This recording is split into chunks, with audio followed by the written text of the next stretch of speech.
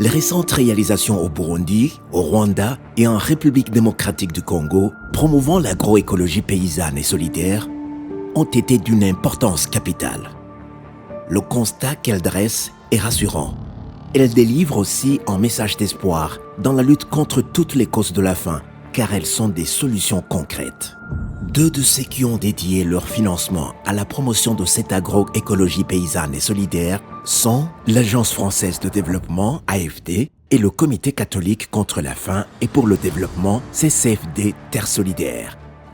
Leur cofinancement à travers le projet TAPSA 2, exécuté par INADES Formation Burundi, Accor Burundi et CAPAD, organisation partenaire locale du Burundi, Accor Rwanda, organisation partenaire locale du Rwanda, Ouaki Nord Kivu, ainsi que IFDP, organisation partenaire locale de la République démocratique du Congo, ont répondu aux besoins immédiats et ont assuré un changement.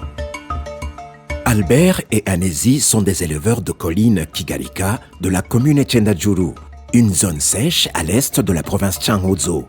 Ils sont membres d'une association appuyée par Accor Burundi.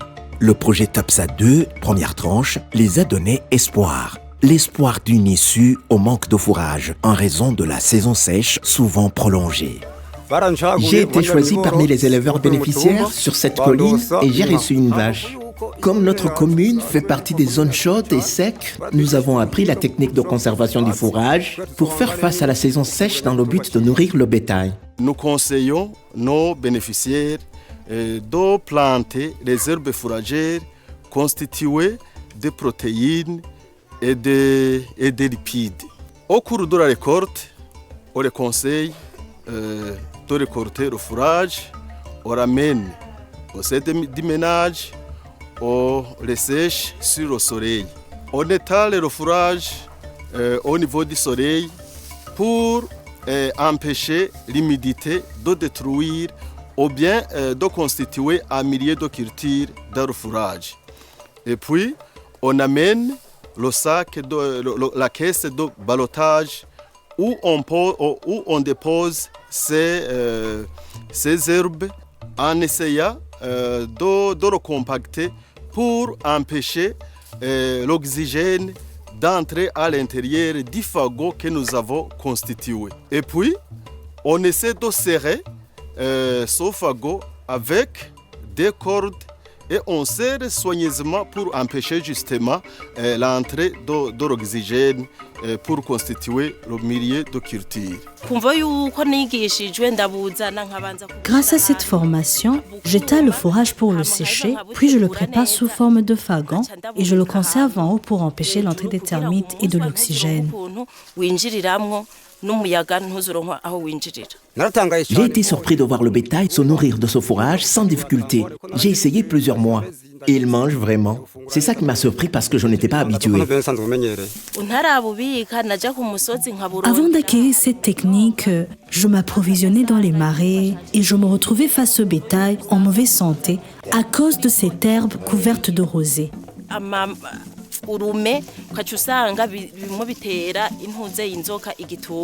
Nous essayons d'inviter tous les participants bénéficiaires pour qu'eux-mêmes puissent bénéficier de cette formation.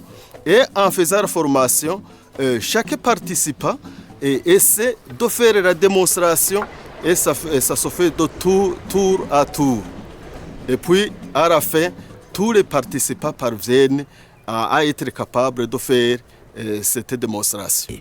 Avec des températures globales à présent plus chaudes qu'elles ne l'ont jamais été, la technique de paillage initiée à travers le projet TAPSA 2 a été fondamentale pour stabiliser le rendement agricole durant la saison sèche. Cette technique a été appliquée dans les champs de maïs appartenant à l'une des associations membres de CAPAD à travers le projet TAPSA 2. Pour Égide et Béatrice, bénéficiaires de collines Karungura, commune Mwomba en province Ngozi, tout a changé après qu'ils aient été formés par CAPAD. C'est la CAPAD qui nous a formés. Elle nous a appris le paillage des cultures.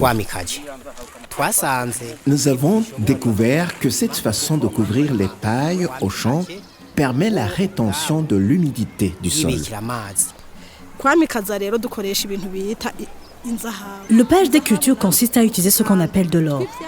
C'est un tas d'herbes qu'on constitue, puis on le couvre au sol et le champ devient agréable à voir.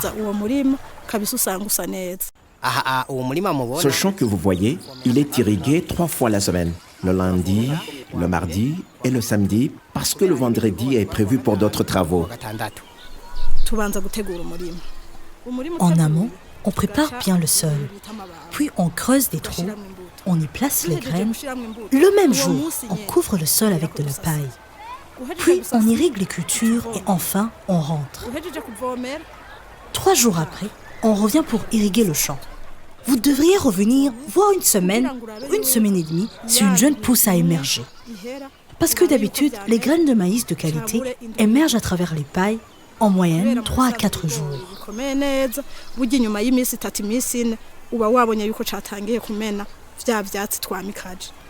On a planté 5 kilos de maïs et on a récolté 1,5 tonne. Tandis que si tu plantes 5 kilos sans la technique de paillage des cultures, tu ne peux que moissonner entre 80 kilos et 100 kilos. Nous ne cultivons plus pour manger, non.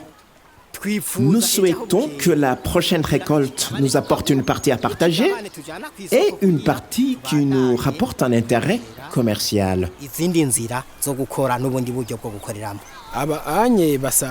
Ces bénéficiaires font partie des membres d'une des coopératives de Momba avec le nom de Djijuka choisi par le projet TAPSA.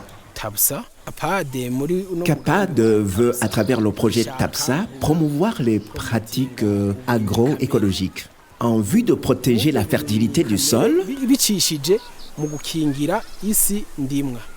En protégeant la fertilité du sol, c'est aussi lutter contre la faim et garantir une alimentation plus équilibrée.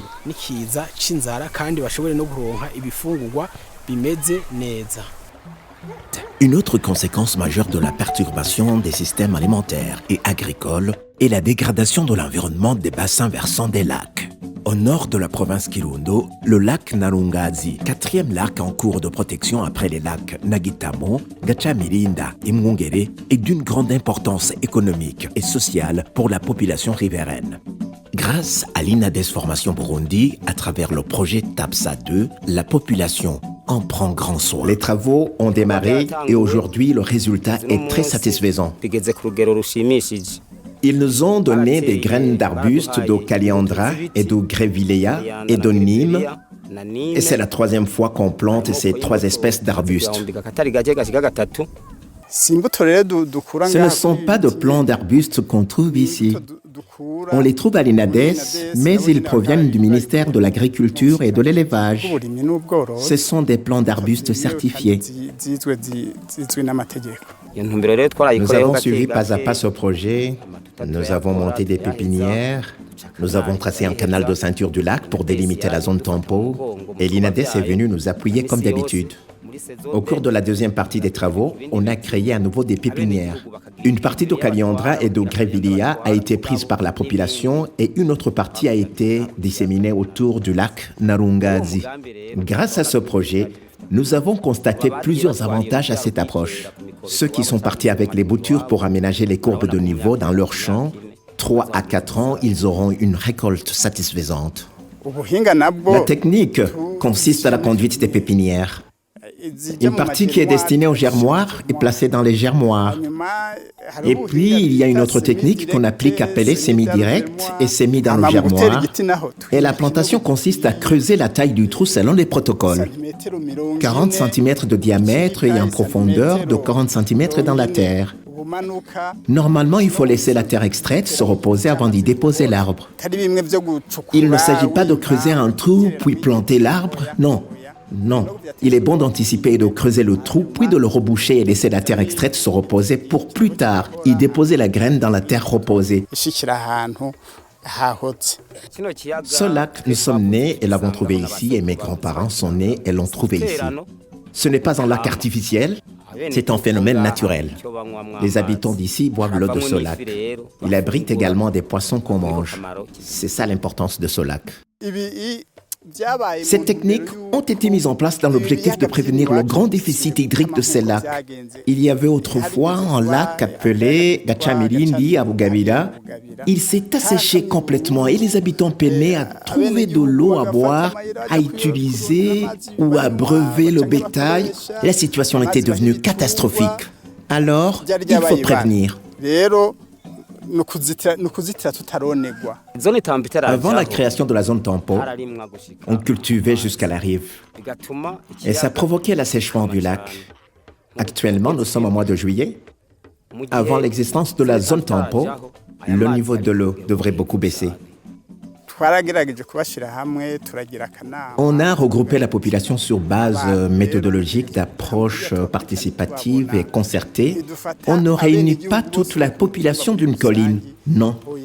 On réunit les membres des OCB. Ce sont ces associations qui mènent les activités. Notre rôle pour pérenniser cette plus-value, nous sensibilisons la population et nous concertons l'administration locale. Du chef de 10 maisons au chef de colline, en passant par le chef de zone jusqu'à l'administrateur. Si cette force est unie de cette manière, rien ne peut nous décourager. Nous avons déjà aménagé une partie importante, presque 6,5 à 7 km. Et nous souhaitons que la deuxième tranche du projet couvre la totalité de l'espace prévu.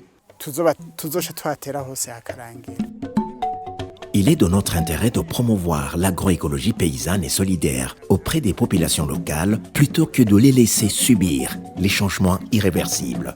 Au Burundi, la transition vers une agroécologie paysanne au service de la souveraineté alimentaire est un projet de 4 ans réparti en 2 tranches de 2 années. La première tranche a démarré au mois d'août 2022 et sera clôturée en juillet 2024. La deuxième tranche démarre bientôt en août 2024.